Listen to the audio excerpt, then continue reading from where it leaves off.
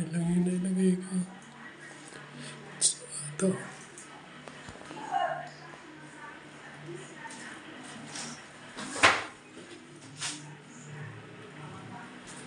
Half-day work.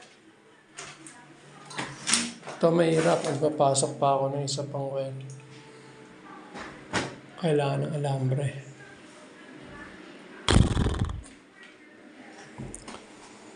Bukas na lang.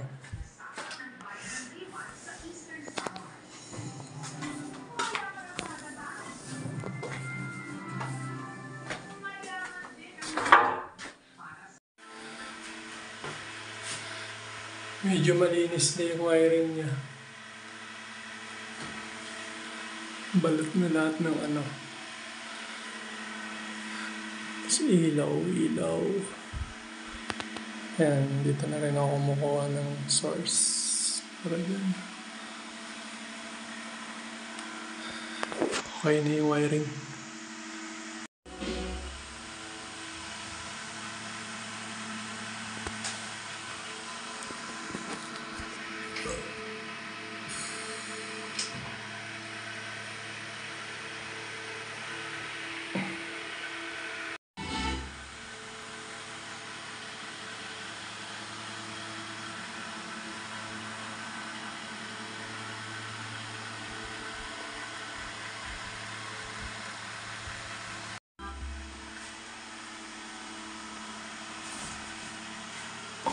Okay, frame.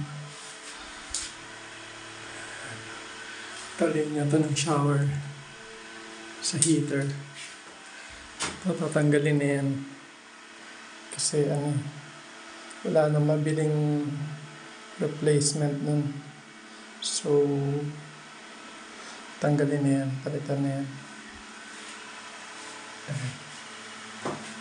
So, yung eto, kaya ito ang ginamit ko rito.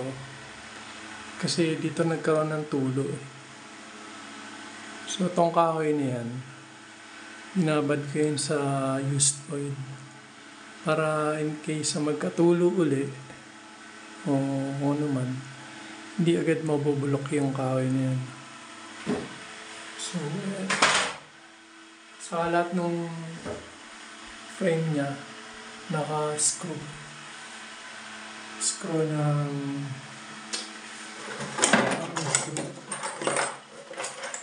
dalawang klase yung screw na ginamit ko yan. Ang malalaki to. Yan.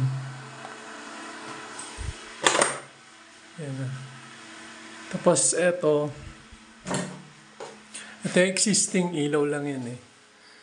Tapos meron siyang galing doon. Parang pwede siyang gawing outlet. Sana yan na yung sa shower. Kaso nalagyan ko na siya previously. Kaya hindi ko na binago. Eto, binuhay ko na lang to. Tapos eto, bulok na yung junction box na sa loob. Ilagay ko na lang sa labas. Paano ko nilagay? Nilagyan ko ng cable tie. Ayan. So, yung galing dyan, pinadaan ko dyan, tapos papunta dyan, lagyan na siyang outlet. Ito sa exhaust fan, ito sa ilaw. Ito sa ilaw to eh. Dalawa yan, isa sa mirror, isa sa bat. So, ginawa ko lang ganyan, mukha siyang octopus, no? Pero lahat ng wire, dyan na lang siya nag-meet para pag may ayusin ka dyan lang. Yan.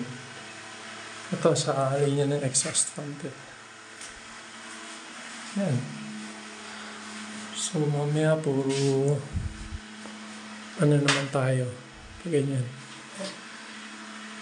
Gawin nating first fit para dagdag na tibay. First fit, meaning hindi mo pa pinapakuan, makapit na. Para siyang nagtutulakan siya pag ganun. Pag nilagay mo yung kahoy na pag ganyan, matigas kahit wala pang pako.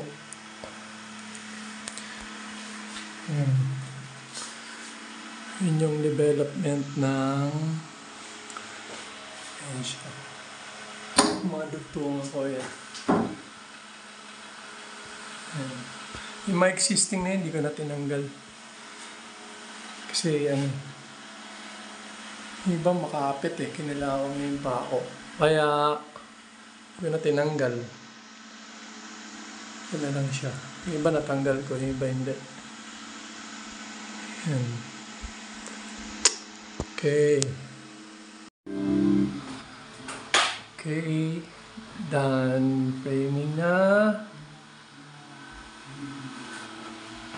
Sa gitna naman tayo mamaya. Yan natin yung mga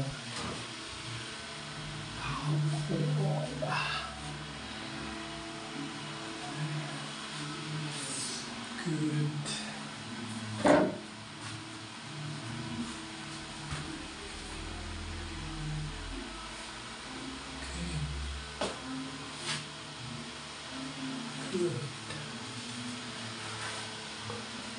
Gusto naman tayo sa gitna mamaya.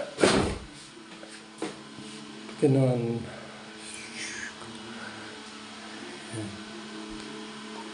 Ang distance niyan is 2 feet. Bawat isa. 2 feet. Yung dito lang ang hindi 2 feet. Kasi hindi 2 feet din to. 2 feet, 2 feet. Yan. So, haba pala itong ano na to. 1, 2, 3, 4, 5, 6, 12 feet pala to.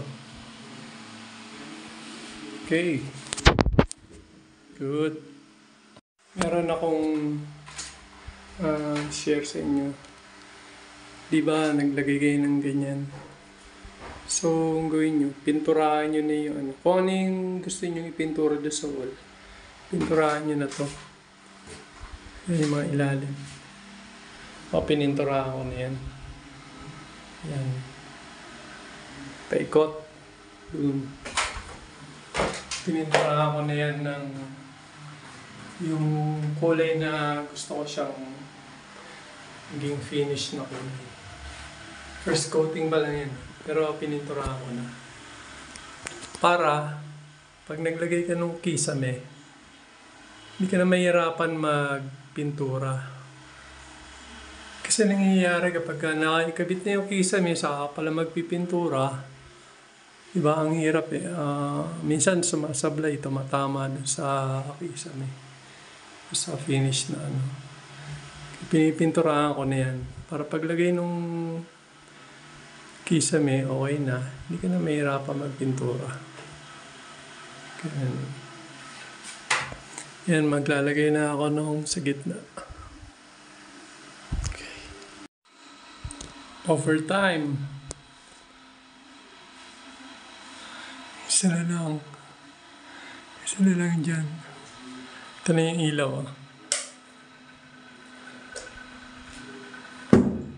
Tricolor.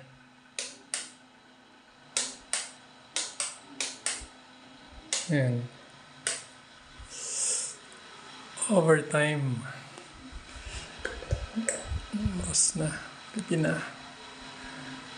Nakakaya na sa kapitbahay.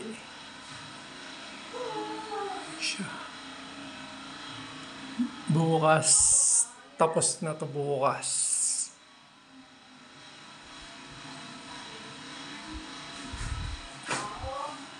Right.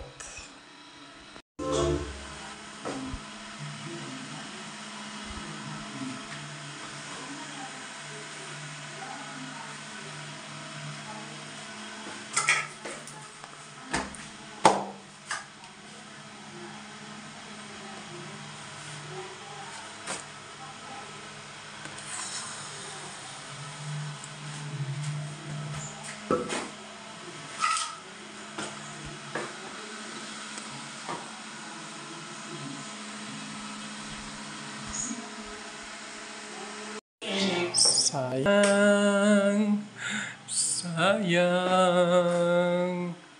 kinapos pa ng dalawang board pa sana. Kinapos pa, anak ng teteng. Tricolor pala tong nabili ko na ilaw. Ilaw. Soft white.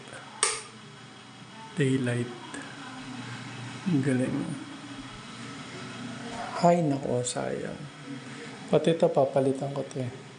Parang pang bus station. Okay na sana eh. Ito, exhaust fan.